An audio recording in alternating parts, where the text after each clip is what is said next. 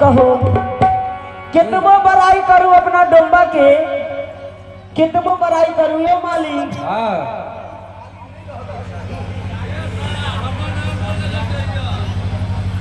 देखियो संजय पंडित हरपाली ये मालिक उनको माया लगलखिन। हाँ अच्छा कि डोंब के खोजे ला किराया भाड़ा देलखिन 51 रुपया।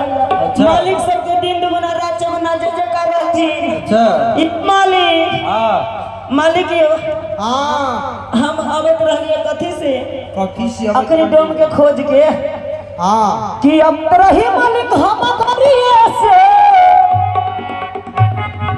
ये मालिक कि अब रही मालिक हमारे लगे से आहा रे लगे से देखे छे केहन मेला है कि हमर छूट गेले डोमाबा मेला।